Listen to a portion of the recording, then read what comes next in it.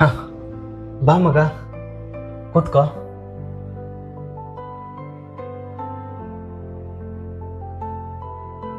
ಯಾಕೋ, ಏನಾಯ್ತು?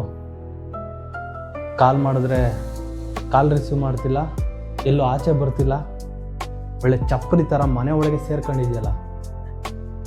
ಏನು ಮಾಡಬೇಕು ಅಂತಲೇ ಗೊತ್ತಾಗ್ತಿಲ್ಲ ಕಣೋ ನನಗೆ.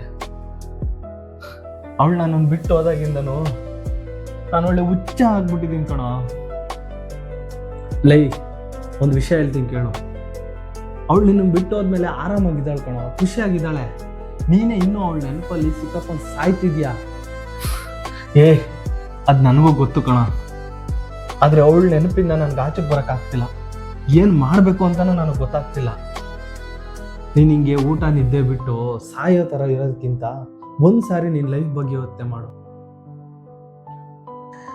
ಯಾವಾಗಲೂ ಹೇಳ್ತಿದ್ದೆ ನೀನು, ನಾನು ಆ್ಯಕ್ಟರ್ ಆಗಬೇಕು, ಶಾರ್ಟ್ ಮೂವಿ ಮಾಡ್ತೀನಿ, ದೊಡ್ಡದಾಗಿ ಏನಾದರೂ ಮಾಡಬೇಕು ಕಣೋ ಅಂತ ಹೇಳ್ತಿದ್ದೆ. ಅದೆಲ್ಲ ಎಲ್ಲೋಯ್ತು ಈಗ?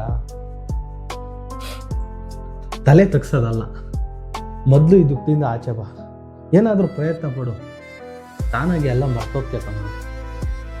ಅದು ಹಂಗಲ್ಲ ಕಣೋ, ನನಗೆ ಯಾವುದ್ರ ಮೇಲೂ ಇಂಟ್ರೆಸ್ಟ್ ಇಲ್ಲ, ಏನರ ಮೇಲೂ ಗಮನ ಕೊಟ್ಟು ಮಾಡೋಕ್ಕಾಗ್ತಿಲ್ಲ. ಯಾಕೆ ನೀವು ಯಾರು ನನ್ನ ಅರ್ಥ ಮಾಡ್ಕೊತಿಲ್ಲ? ಪದೇ ಪದೇ ಅದೇ ಹೇಳ್ಬೇಡ ಕಣೋ.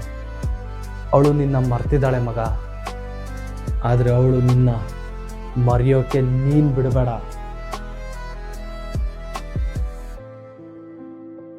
ನಾನೇನು ಹೇಳ್ತಾ ಇದ್ದೀನಿ ಅಂತ ನಿನ್ಗೆ ಅರ್ಥ ಆಗಿರಬೇಕು. ಅರ್ಥ ಆಯಿತು ಮಗ. ಇನ್ನು ಮುಂದೆ ಅವಳು ಏನೇ ನೋಡಿದ್ರು, ಏನೇ ಮಾಡಿದ್ರು, ಅವಳ ಕಣ್ಮುಂದೆ ನಾನೇ ಇರಬೇಕು. ಅವಳು ನನ್ನನ್ನು ಮಾತ್ರ ಮರೆಯಕ್ಕೆ ನಾನು ಬಿಡಲ್ಲ.